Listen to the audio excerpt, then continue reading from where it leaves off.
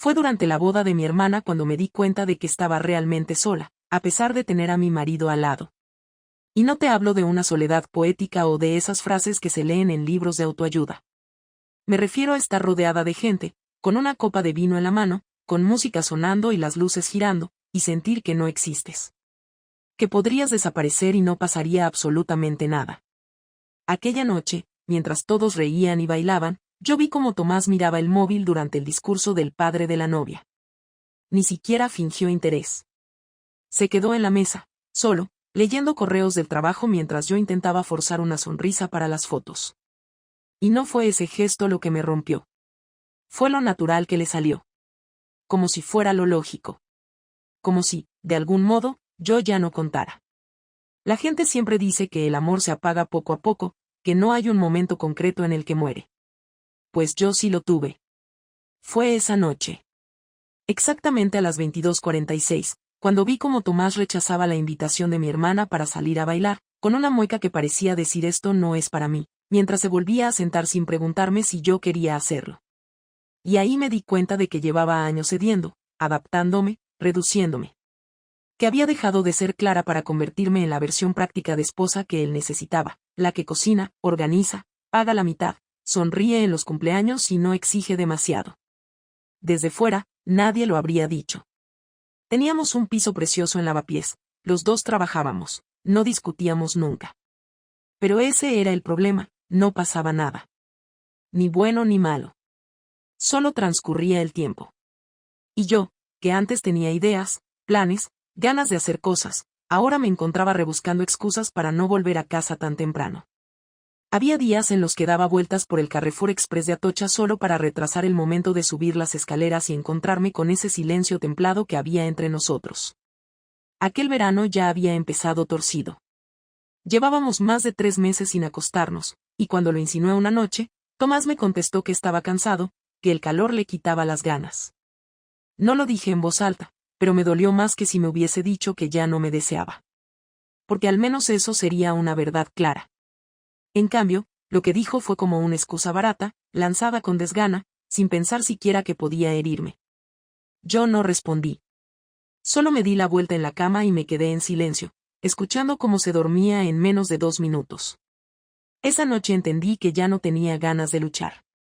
Que el amor, si alguna vez estuvo, ahora se había convertido en una rutina funcional, donde yo era invisible. Y entonces, cuando ya no esperaba nada nuevo, apareció algo. O mejor dicho, alguien. Pero no fue como imaginas. No lo conocí en una aplicación, ni fue un ex que volvió a escribirme, ni siquiera fue un compañero de trabajo. Fue un error. Literalmente. Un error de buzón. Un domingo por la mañana, cuando fui a recoger el paquete de unas botas que había pedido, me encontré con que habían dejado la caja en el piso equivocado. Fui a tocar al segundo, ahí me abrió un hombre descalzo, con el pelo revuelto, y un pantalón de chándal desgastado. Estaba cocinando, se notaba por el olor a ajo y el vapor en el pasillo. Me miró con cara de dormido y dijo, ¿Clara? Le contesté que sí, y él dijo, es tuyo, lo recogí sin mirar bien el nombre. Me lo dio sin más y cerró la puerta. Pero algo en su tono me llamó la atención. No fue coqueto, ni frío, fue humano. Natural. Como si no llevara años hablando con alguien que solo me respondía con monosílabos o con frases funcionales. Bajé las escaleras con la caja en brazos, pero con algo distinto en la cabeza. No me sentía atraída. Solo, recordada. Como si mi nombre volviera a sonar en boca de alguien que no me debía nada. No lo volví a ver en días, pero empecé a fijarme en cosas absurdas. En la forma en que sonaba su puerta al cerrarse, en si su nombre aparecía en el buzón, en si la luz de su cocina se encendía por la tarde. Me sentía idiota, como una adolescente con una fantasía en la cabeza. Pero al mismo tiempo, me sentía viva. Por primera vez en mucho tiempo. Y fue justo en esa etapa cuando Tomás me propuso que reserváramos un fin de semana en Toledo, para desconectar. Lo hizo como quien sugiere cambiar de detergente. He visto una oferta para 2 noches en un hotel rural, con desayuno.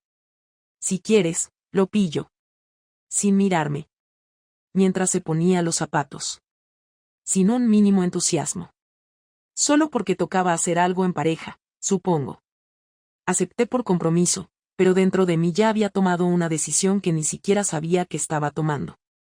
No iba a seguir fingiendo. El fin de semana fue un desastre.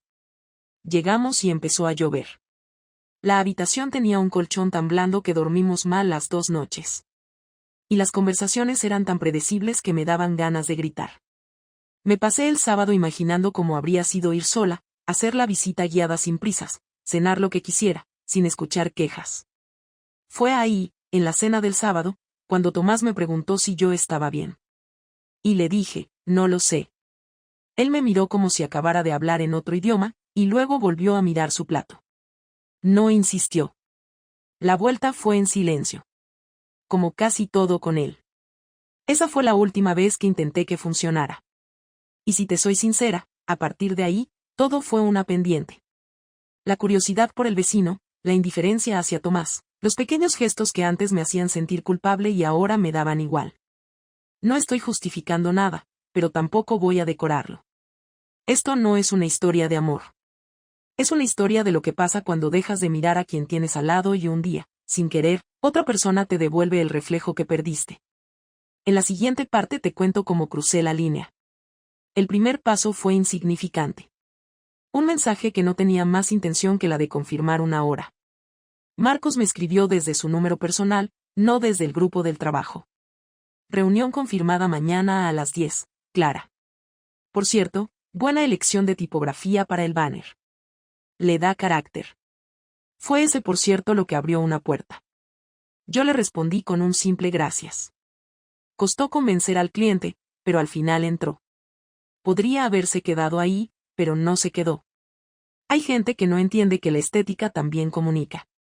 Tú sí lo entiendes. Me pareció curioso que alguien notara algo tan pequeño. Tomás no habría distinguido una fuente serif de una sans aunque se lo explicara con ejemplos. No respondí más esa noche, pero guardé el número. No por nada. Solo lo guardé. Como si fuera una acción neutral, pero no lo era. A partir de ese momento, todo empezó a girar hacia una dirección que ya no controlaba del todo. Marcos me buscaba en los descansos, me ofrecía un café sin preguntarme si quería uno, se sentaba a mi lado en las reuniones aunque quedaran otras sillas libres. Y yo dejaba que lo hiciera. No ponía límites, no cambiaba de asiento, no cortaba los mensajes. Al contrario. Si me escribía a las 10 de la noche comentando alguna anécdota del día, yo respondía. No con entusiasmo, pero sí con interés. Empecé a mirar el móvil con una expectativa que no tenía desde hacía años. No por el contenido de los mensajes, sino por la sensación de estar en el centro de algo. Me sentía otra vez conectada a alguien, aunque todavía no pasara nada físico. Y eso, en cierto modo, ya era una traición. Lo sabía. Pero no me importó. La primera vez que quedamos fuera del trabajo no fue premeditada. Fue un viernes, después de una reunión tensa con el cliente. Estábamos agotados y él me dijo, ¿te tomas una caña antes de irte o prefieres ir directa a casa? Dudé solo un segundo. Una caña me vendrá bien. Fuimos a un bar pequeño cerca de Noviciado. Apenas había gente. Pedimos 2 cañas y unas aceitunas. Hablamos del proyecto, de lo mal que llevaba su jefe la presión, de cómo yo sentía que mi trabajo pasaba siempre por el filtro de los hombres del equipo. Luego hablamos de cosas personales. No muchas. Su madre era de Salamanca, su padre vivía en Murcia desde el divorcio, tenía una hermana mayor en Málaga. Yo no conté gran cosa, solo que no tenía hermanos y que llevaba muchos años casada. ¿Feliz?, preguntó él mientras revolvía su caña con el dedo, sin mirarme. No lo sé, contesté. Él no dijo nada más, y yo tampoco. Salimos del bar a las 8:30, cada uno por su lado, pero yo caminé todo el trayecto hasta casa con una presión en el pecho que no supe nombrar. No era culpa, ni miedo. Era algo más parecido a impaciencia.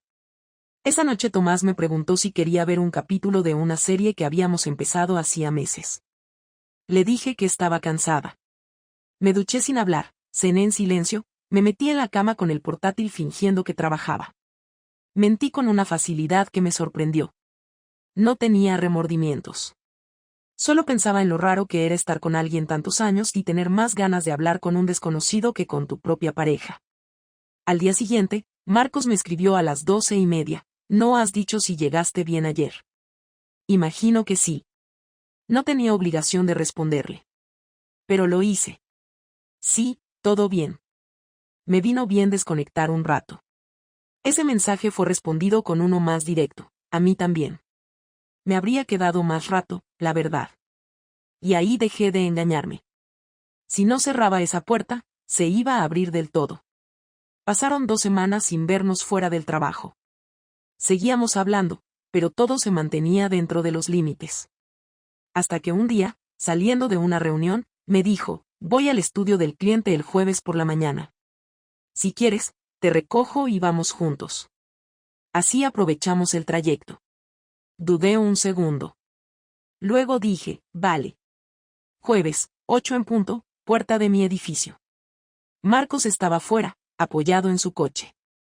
Llevaba camisa remangada, barba de 2 días, y me miró con una sonrisa tranquila. Subí sin decir nada. El trayecto fue corto. No hablamos mucho. Música suave, semáforos en rojo, comentarios sobre lo mal que iba a ir la presentación. Nada raro. Pero al bajarnos, cuando pasamos por un callejón detrás del edificio, él se detuvo un segundo, miró hacia atrás y me dijo, no hagamos como si esto no estuviera pasando. Yo no dije nada. Él se acercó y me besó. No fue un beso torpe, ni apresurado. Fue un gesto decidido, como si lo hubiera ensayado. Yo respondí sin pensar. No me aparté, no lo rechacé. Y tampoco me sentí mal después. Solo me temblaban un poco las piernas. Entramos al edificio como si nada. Nadie lo notó. Nadie supo. Hicimos la presentación, sonreímos, volvimos a la oficina, cada uno en su coche. Por la tarde me escribió, espero que no te hayas arrepentido. Le puse, no fue la verdad. Esa noche volví a casa como si no hubiera pasado nada. Preparé la cena. Tomás estaba viendo el telediario. No notó nada diferente. Me preguntó si había comprado yogures. Le dije que no, que se me olvidó. Eso fue todo. A partir de ahí, la línea ya no existía. Quedamos 3 veces más. Siempre en su casa.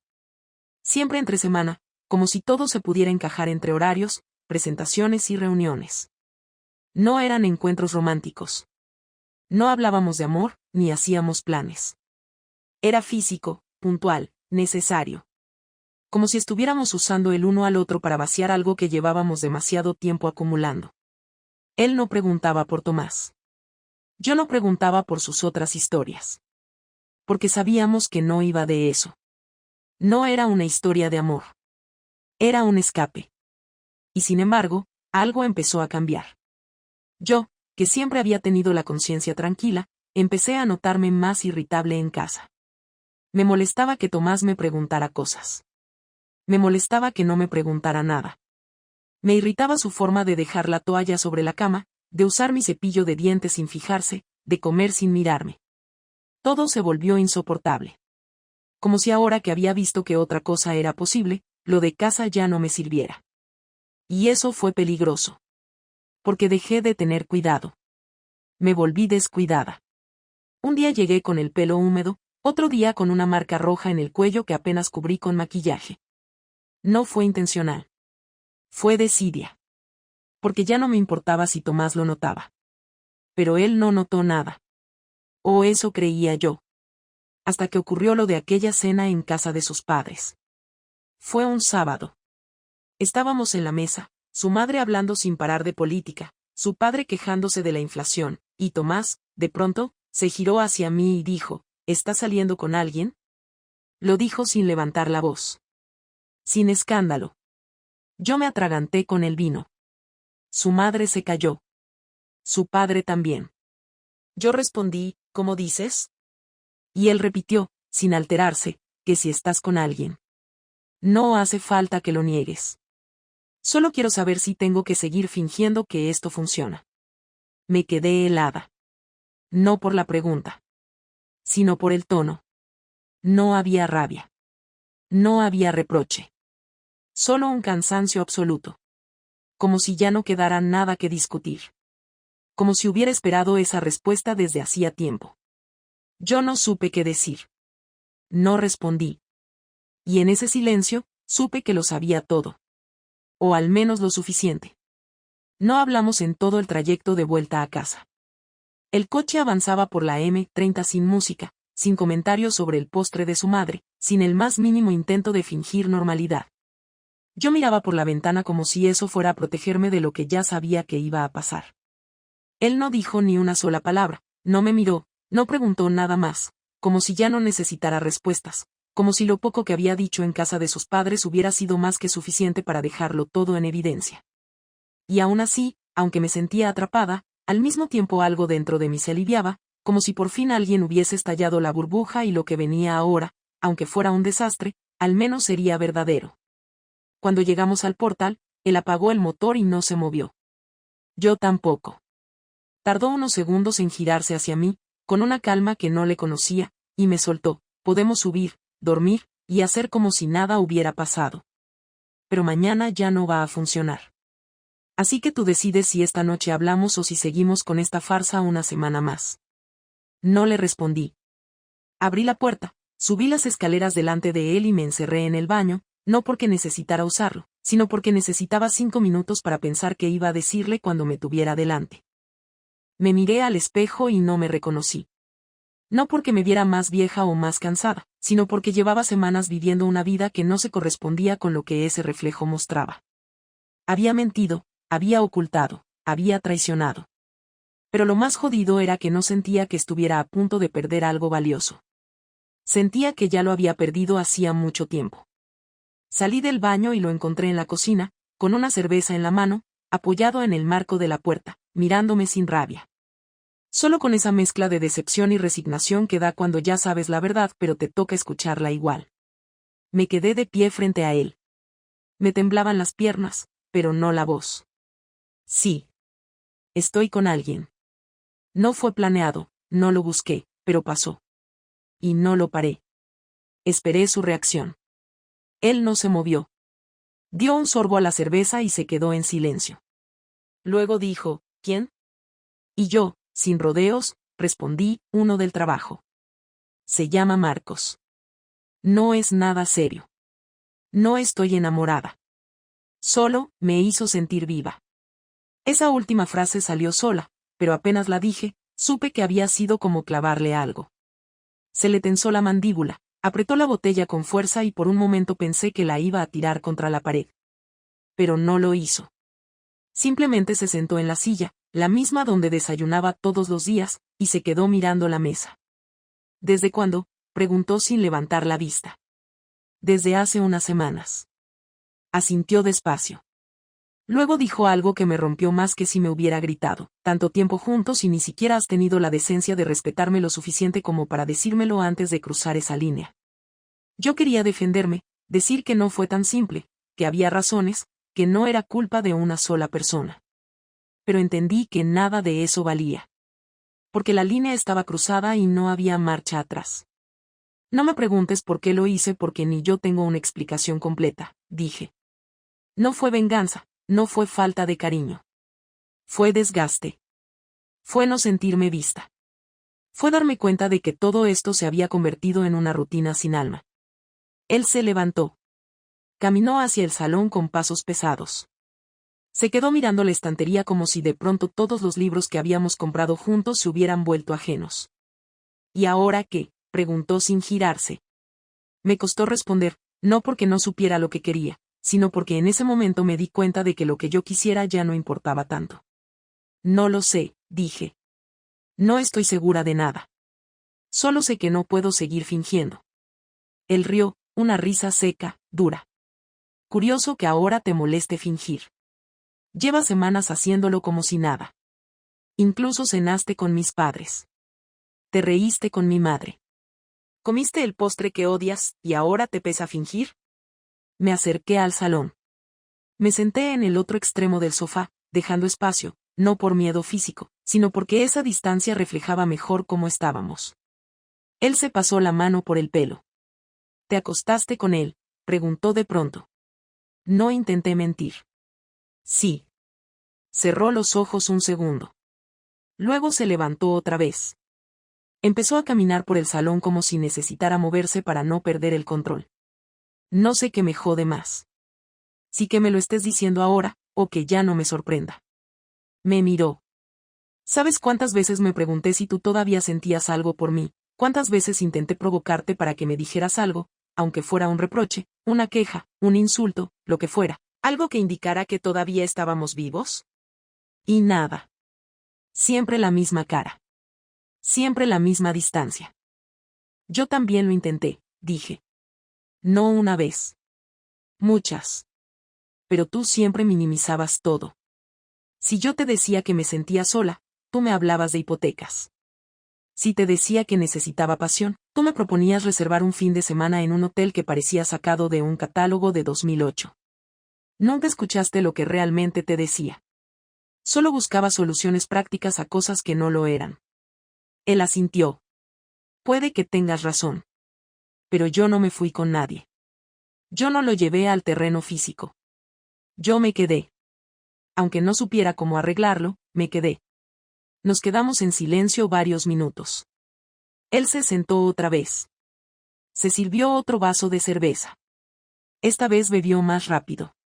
Yo lo miraba y me daba cuenta de que no tenía nada que reprocharle que no pudiera ser devuelto con la misma fuerza. Fue un fracaso de dos. Pero yo fui la que lo materializó. Yo fui la que rompió el pacto. Y eso tenía un peso que no se podía esquivar. ¿Lo sigues viendo?, preguntó. No. Ya no. Fue hace días que no pasa nada. ¿Y lo vas a seguir viendo? No lo sé. Probablemente no. No tiene sentido ahora. Me miró. Ya nada tiene sentido. Esa frase me rompió. Porque era verdad. No quedaba sentido, ni estructura, ni camino claro. Solo quedaba un montón de escombros emocionales que ya no sabíamos si valía la pena ordenar. No gritó, no insultó, no rompió nada. Pero su mirada lo decía todo. Era un tipo devastado, no por celos, sino por la constatación de que lo que fue su vida durante casi una década, ya no existía. Que lo habíamos dejado morir sin darnos cuenta. Voy a dormir al salón, dijo. Mañana hablaremos. No quiero decidir nada hoy. Me pareció justo. No contesté. Me fui a la habitación. Cerré la puerta. Me tumbé vestida. No lloré. Solo me quedé en silencio absoluto, mirando el techo, recordando todas las veces que me sentí invisible, y ahora deseando volver atrás y haber hablado de otra manera, haber gritado antes, haber exigido antes, o incluso haberme ido antes de hacer daño. Esa noche no dormí. Escuché cómo él se levantaba al baño, cómo se servía otro vaso de agua, cómo arrastraba las mantas. Cada ruido era como una confirmación de lo que había roto. Y supe que, aunque lo intentáramos arreglar, algo ya se había roto para siempre. Y la peor parte es que fui yo quien tiró la primera piedra. A la mañana siguiente el silencio era tan pesado que parecía llenar el aire. Me levanté temprano, no porque tuviera que hacerlo, sino porque no podía seguir acostada sabiendo que él estaba a pocos metros. Cuando salí de la habitación, Tomás ya estaba vestido, con la camisa planchada, la mochila del trabajo en el suelo y el café servido. No me saludó. No me miró. Solo dijo, sin levantar la voz, te dejo las llaves del coche en la mesa. No sé si lo necesitarás. Su tono era el de alguien que había tomado una decisión, aunque yo todavía no sabía cuál. Asentí sin decir nada. Se bebió el café, agarró la mochila y salió sin cerrar de golpe. Ni un portazo, ni un comentario. Eso fue lo que más me asustó. La calma. Porque no era una calma de resignación, era la calma de alguien que está planificando algo con frialdad. Lo noté de inmediato. Y tenía razón. Ese mismo día, a media mañana, cuando fui al trabajo intentando aparentar una normalidad imposible, recibí un correo suyo. Sin asunto. Dentro solo había una línea: he vaciado la cuenta común. No te preocupes, lo legal se ajustará después. Me quedé paralizada frente a la pantalla. No por el dinero, sino porque eso significaba que no iba a dejar las cosas en palabras. Que iba a hacer algo tangible, algo que me doliera de verdad. Llamé a su número. No respondió. Le escribí un mensaje corto: ¿podemos hablar? No contestó. A los 20 minutos me llegó otro correo. Esta vez con un archivo adjunto, un extracto bancario. Todo el saldo transferido a su cuenta personal. En el mensaje solo ponía, el amor se puede romper, pero las consecuencias no desaparecen. Cerré el portátil con la sensación de haber recibido un golpe seco. Durante toda la jornada no logré concentrarme. Marcos me preguntó si estaba bien. Le dije que sí, que solo era un mal día. Pero por dentro me hervía todo. No por rabia, sino por miedo. Sabía que Tomás no era violento ni impulsivo, pero también sabía que tenía una memoria exacta, casi quirúrgica. Que si quería hacer daño, lo haría donde más doliera, sin escándalos, sin dramas. Y lo cumplió. Esa tarde, al llegar a casa, me encontré con la estantería vacía. No faltaban cosas materiales importantes, pero sí detalles pequeños, los libros que él había comprado, la cafetera que le gustaba, incluso el cuchillo de cocina que siempre usaba. No era un robo. Era una retirada planificada, simbólica, un mensaje claro de que él ya no estaba allí. Sobre la mesa había un sobre con mi nombre. Dentro había un documento de separación temporal firmado solo por él y una nota: te dejo el piso. No por generosidad, sino porque quiero que vivas entre las cosas que destruiste. Me llevo la parte que me corresponde cuando decidas firmar lo demás. Me senté en la mesa y leí esa frase al menos 10 veces. No lloré. No supe qué sentir. Era una venganza fría, legal, perfecta. No había gritos ni insultos, pero era mucho peor. Era el castigo de la indiferencia. Durante los días siguientes no tuve noticias suyas, salvo por un correo del banco confirmando el cambio de titularidad de la hipoteca. Había hecho todo de manera tan meticulosa que era imposible no pensar que llevaba tiempo preparándolo. Me sentí idiota por no haberlo visto venir. Creí que me enfrentaría a reproches, a discusiones interminables, pero no, lo suyo era más preciso. Me borró de su rutina sin esfuerzo. 3 días después me llamó su hermana, Laura. Me pidió que no le escribiera, que le diera espacio, que él estaba tranquilo pero muy dolido. Le pregunté si estaba con alguien. Me contestó que estaba en el piso de un amigo, durmiendo poco, pero decidido a rehacer su vida. Esa frase me dejó sin aire. No porque quisiera que siguiera conmigo, sino porque me di cuenta de que ya no iba a haber una segunda oportunidad. Él no era de los que se quebraban. Cuando tomaba una decisión, la mantenía. Y esta vez la había tomado de verdad. El siguiente golpe llegó una semana después. Recibí una carta de un bufete. En ella se detallaba que Tomás había solicitado la separación de bienes y la anulación de cualquier proyecto financiero conjunto. Todo estaba redactado con una precisión que solo podía venir de alguien que no actuaba desde la rabia, sino desde el cálculo. Lo peor fue leer la parte final. Por mutuo acuerdo, la otra parte renunciará a cualquier compensación económica, considerando su falta de buena fe en la relación matrimonial. Esa frase no era suya, pero llevaba su esencia. Fría, exacta, devastadora. Durante esas semanas, cada pequeño detalle cotidiano se convirtió en una especie de castigo silencioso. Llegar a casa y ver sus huecos en el armario, abrir el cajón y no encontrar sus llaves, escuchar el eco en el salón donde antes había risas suaves. No me dejaba mensajes ni amenazas, pero todo su silencio era un recordatorio constante. Lo peor fue cuando me di cuenta de que había bloqueado mi acceso a nuestra nube compartida. Todas las fotos, los vídeos, los recuerdos de los últimos años habían desaparecido. No quedaba ni una imagen conjunta. Ni una. En ese momento entendí que su venganza no era solo económica, era emocional. No me gritó, pero me borró. Me eliminó de su pasado. Una tarde, cuando volvía del trabajo, encontré a Marcos esperándome en la puerta del edificio.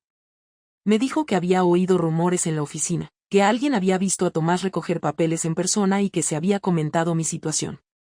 Me ofreció subir para hablar. Acepté por impulso. Una vez dentro, me miró en silencio y dijo, no pensaba que él reaccionaría así. Le respondí, yo tampoco. Se sentó en el sofá y añadió, si quieres, puedo ayudarte con un abogado. Le dije que no. No quería deberle nada. Había aprendido que las cosas que empiezan con engaños terminan con peso. No lo culpaba de nada, pero tampoco quería seguir ese vínculo. Lo entendió. Se levantó, me besó en la mejilla y se fue. Nunca más lo volví a ver. Los días siguientes fueron una rutina de papeles, correos y silencio. Cada vez que pensaba que ya no podía sorprenderme, él daba otro paso. Canceló nuestras suscripciones conjuntas, cambió las contraseñas del seguro, eliminó mi número de las notificaciones de emergencias. No lo hacía con odio. Lo hacía con método. Como si estuviera reescribiendo su vida línea por línea para que no quedara rastro de mí. Una tarde, mientras intentaba dormir la siesta, me llegó un mensaje corto: recogí el último recibo del coche. Ya no tenemos nada pendiente. Lo leí una docena de veces. Ese "ya no tenemos nada pendiente" me dolió más que cualquier insulto. Era su forma de cerrar el círculo. Una semana después me citó en un café cerca de Atocha. Dijo que necesitábamos firmar los últimos papeles. Fui puntual. Cuando llegué, ya estaba allí, con los documentos ordenados y un bolígrafo apoyado sobre la mesa. Me saludó con un leve movimiento de cabeza. No hubo abrazos ni reproches. Todo era formal. Me explicó punto por punto cada documento, como si fuéramos dos socios cerrando un contrato. Firmé sin discutir. Al terminar, guardó las copias y se quedó mirándome. No te deseo mal, dijo. Pero tampoco pienso perdonarte. No por el engaño, sino por la forma en que me hiciste dudar de mí. Pensé que me había vuelto invisible porque era torpe, porque no sabía quererte bien. Y resulta que tú ya habías decidido irte mucho antes de hacerlo. Intenté responder, pero no me salieron las palabras. Él continuó: no te voy a gritar, no voy a humillarte. Solo quiero que sepas que ya no te reconozco. Y eso, curiosamente, me tranquiliza. Se levantó, dejó un billete para el café y se fue. Yo me quedé sentada mirando los documentos firmados. No lloré allí, pero cuando llegué a casa y cerré la puerta, el cuerpo me tembló entero. No por tristeza, sino por una mezcla de vacío y conciencia. Lo había perdido todo, pero de una manera tan ordenada que dolía más. Su venganza no fue impulsiva ni teatral. Fue limpia, controlada y absolutamente efectiva. No me destruyó de inmediato. Me obligó a vivir con las consecuencias, sin ruido, sin escenas, solo con la certeza de que ya no formaba parte de su mundo. Esa noche, por primera vez desde que todo comenzó, me senté en el suelo del salón y me quedé mirando las marcas en la pared donde antes estaban colgados los cuadros. No quedaba nada que indicara que alguna vez habíamos compartido esa vida. Todo lo que quedaba era la ausencia, perfectamente colocada en su sitio, como si él hubiera planeado incluso el silencio. Y entendí que esa era su manera de ganar. No necesitaba venganza visible.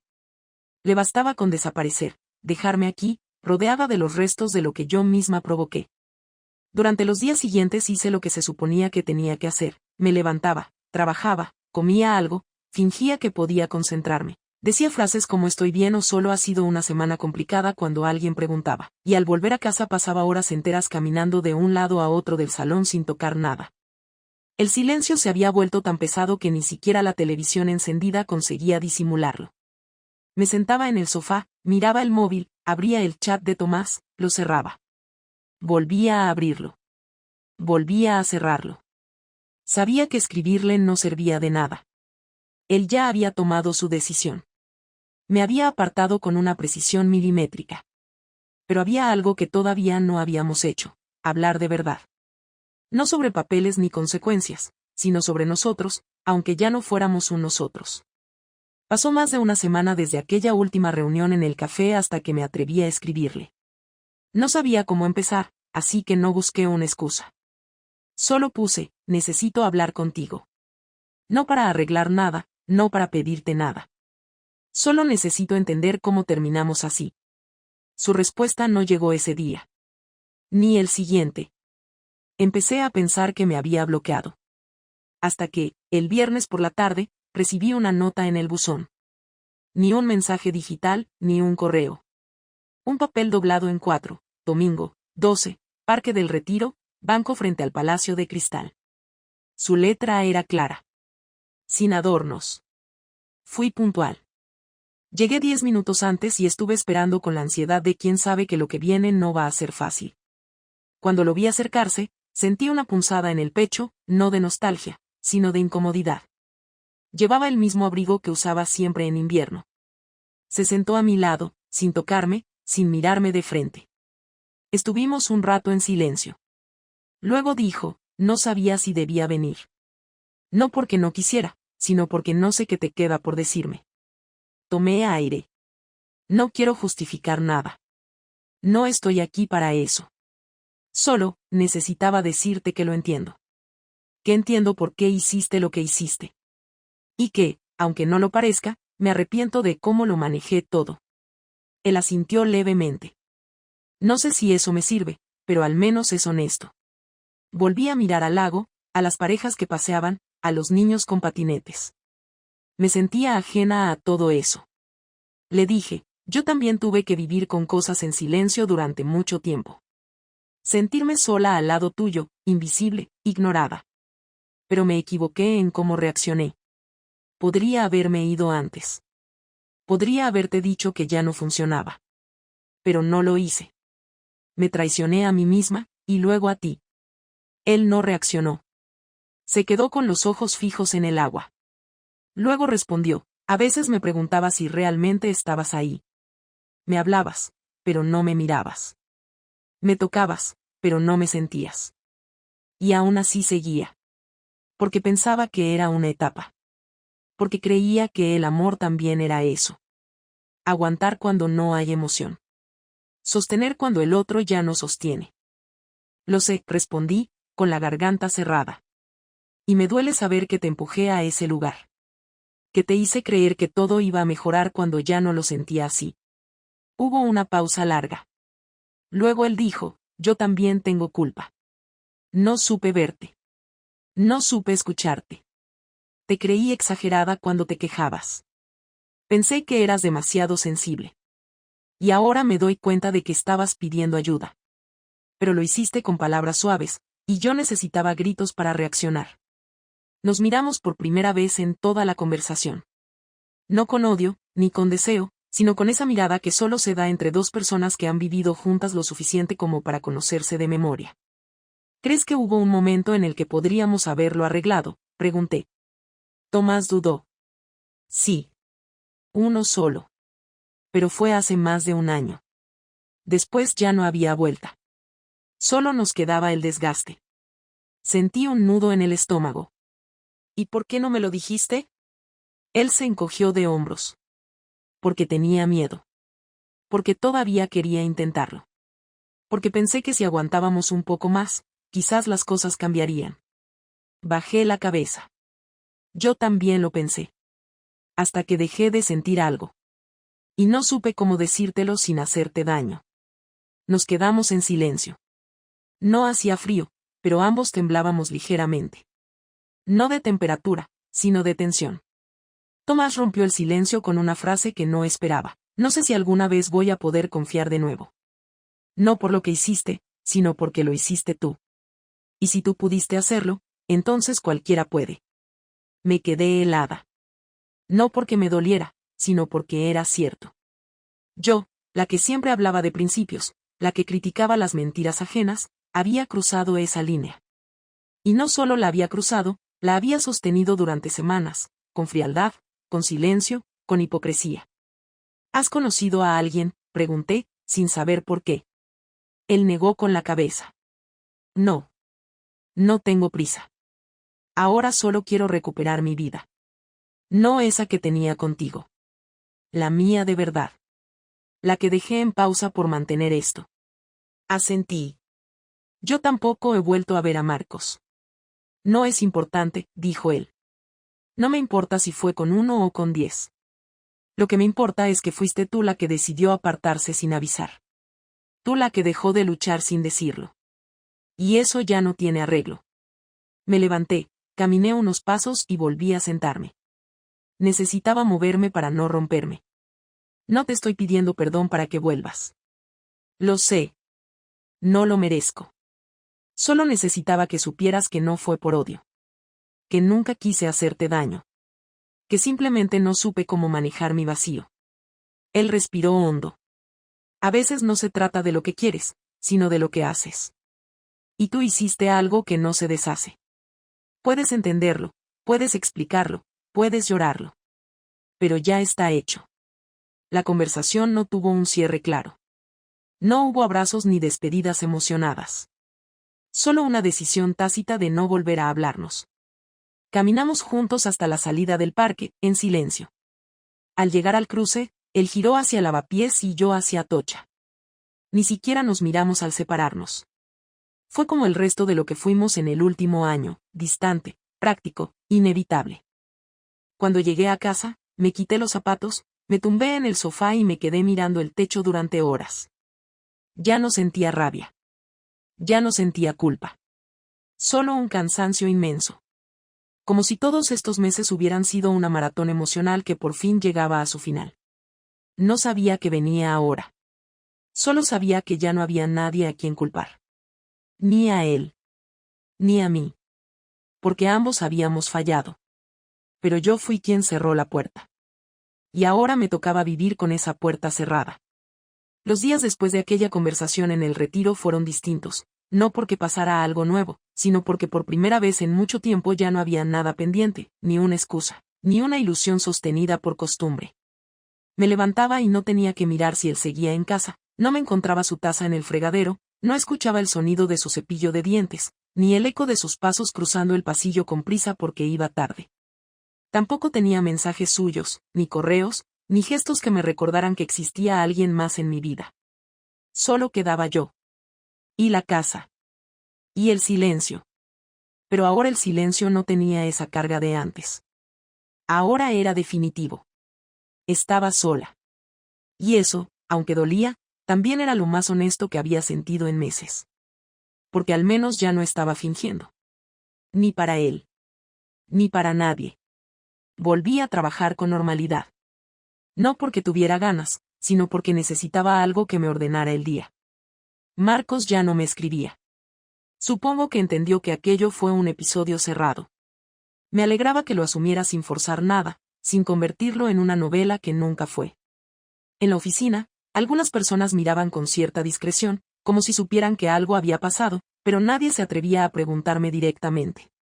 Y yo tampoco ofrecía detalles. No me interesaba compartir una historia que solo tenía sentido entre dos personas.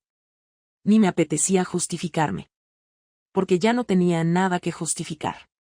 Las cosas habían ocurrido así, y repetirlas solo serviría para revivirlas, no para corregirlas. Y yo ya no quería corregir nada. Solo quería pasar página. Una tarde, mientras ordenaba unos papeles viejos en casa, encontré una carpeta con documentos que ni recordaba que existían. Había fotos, recibos, entradas de conciertos, postales de viajes que hicimos juntos. Durante unos minutos dudé si tirarlo todo. Pero no lo hice. Los puse de nuevo en la carpeta y los guardé en el fondo de un cajón. No por nostalgia. Ni por apego.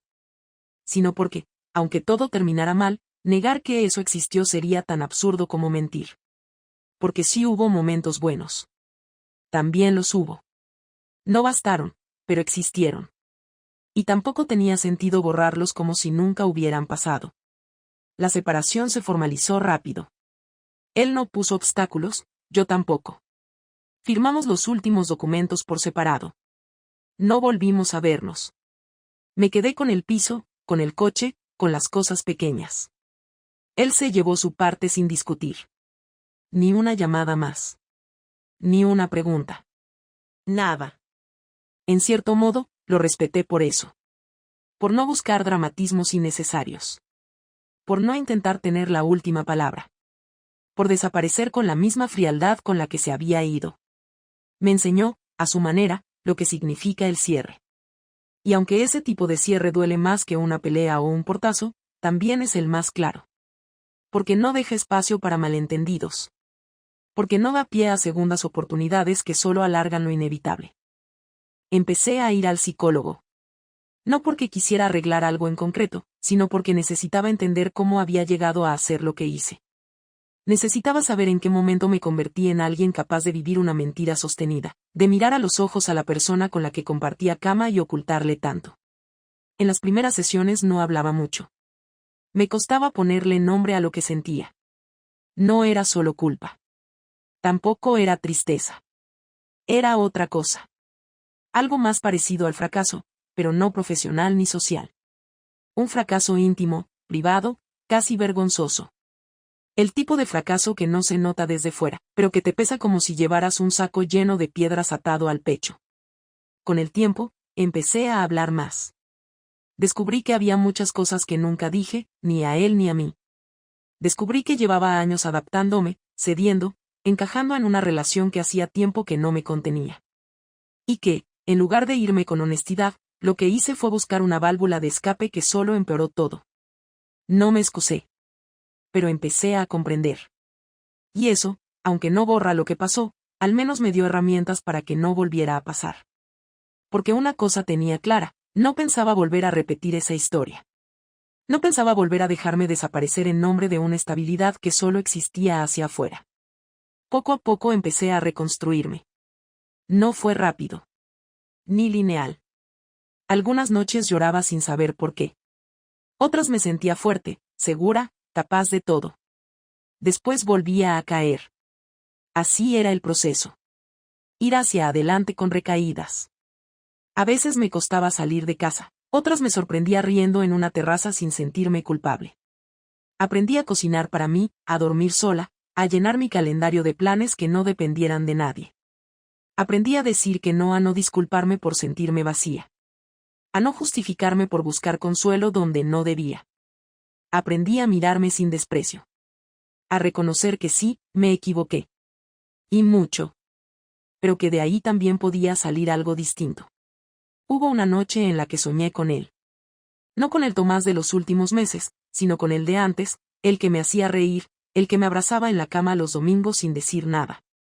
Me desperté con el corazón acelerado. No por deseo de volver, sino porque me di cuenta de que había una parte de mí que seguía buscando respuestas. Me senté en la cama, encendí la lámpara y estuve un rato en silencio, respirando. Luego fui a la cocina, me serví un vaso de agua, y al volver a la habitación me miré en el espejo. Ya no era la misma. No más joven. Ni más sabia. Pero sí más consciente. Y esa diferencia era fundamental. Pasaron los meses. Cambié de equipo en el trabajo. Empecé a salir con nuevas personas, sin expectativas, sin mentiras. No estaba buscando una relación. Solo quería conocerme otra vez a través de otras experiencias. Y funcionó. Porque esta vez no fingía. No decía que estaba bien si no lo estaba. No sonreía por compromiso. Decía lo que pensaba, aunque incomodara. Si alguien no me hacía sentir bien, me iba. No me justificaba. No quería volver a caer en la trampa de quedarme solo porque era lo cómodo. Porque ahora sabía lo que costaba salir de ahí. No volví a saber de Tomás. Supongo que él también rehizo su vida. No me molesté en buscarlo. No lo stalkeé. No pregunté a conocidos. Decidí que si algún día teníamos que coincidir, sería porque tocaba. No porque yo forzara ese encuentro. No guardaba rencor. Tampoco amor. Solo un respeto extraño por lo que fuimos y por la forma en la que terminó. Porque sí, dolió. Pero también me enseñó. Y no cualquier cosa. Me enseñó a no cruzar ciertas líneas. A reconocer cuando algo ya está muerto. A irme antes de destruir. Un año después de la separación, vendí el piso. No porque no pudiera mantenerlo, sino porque necesitaba cerrar ese capítulo del todo. Me mudé a un lugar más pequeño, más funcional, más mío. Tiré muebles, cambié cortinas, pinté las paredes de otro color. No por borrar el pasado, sino por no vivir en él. Me hice un tatuaje pequeño en la muñeca, nada simbólico, solo una línea simple. Porque esa línea, para mí, era suficiente. Era la prueba de que lo había superado. Sin frases hechas. Sin idealizaciones. Solo una marca discreta que decía, de aquí salí. No voy a decir que fue una historia bonita. No lo fue. Tampoco fue épica, ni terrible, ni digna de una película. Fue real. Una historia más de tantas que terminan mal por errores acumulados, por silencios, por cobardías compartidas. Pero al menos ahora sé lo que no quiero volver a ser. No quiero ser la mujer que calla hasta explotar. No quiero ser la que busca afuera lo que no se atreve a pedir adentro. No quiero ser la que miente para evitar un conflicto. Prefiero la incomodidad de la verdad que la tranquilidad ficticia de una mentira sostenida. Porque las mentiras, al final, solo aplazan lo inevitable. Y cuando la caída llega, duele el doble.